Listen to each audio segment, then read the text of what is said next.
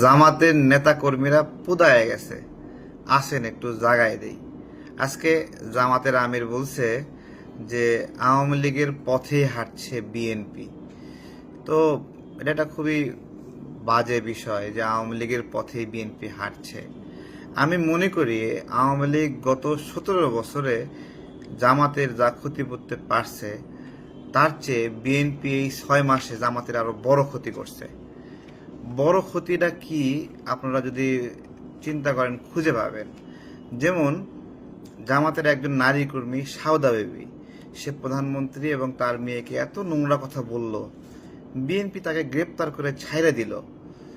এই যে একটা স্বাধীনতা জামাত পাইছে, এটাই জামাতের অধপতনের একটা কারণ। এবং এত বড় ক্ষতি আওয়ামী লীগ জামাতের করতে পারে নাই, বিএনপি যত বড় ক্ষতি করছে।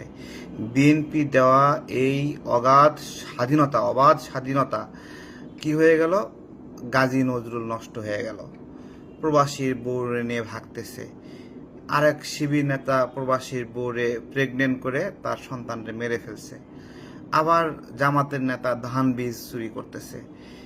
অর্থাৎ আওয়ামী লীগ যেভাবে জামাতকে শাসন করত, বিএনপি সেই শাসন না করার ফলে এখন জামাত নষ্ট হয়ে গেছে। জামাত এত বেইজ্জতি আওয়ামী লীগের সময় হয়নি, 1971 সালে হয়নি, যা এখন হচ্ছে।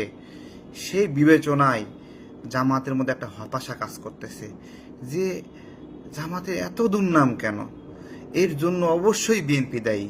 এবং বিএনপি যে এই যে স্বাধীনতা দিছে, এই কারণে জামাতের আমির বলতেছে যে আওয়ামী লীগের পথেই হাঁটছে বিএনপি। কয়দিন পরে আমি বিএনপিকে বলবো আরো স্বাধীনতা দেন, আরো স্বাধীনতা দেন, ঠিক আছে? তখন বলবে যে বিএনপি আওয়ামী লীগের চেয়েও বড় ফ্যাসিস্ট হয়ে গেছে।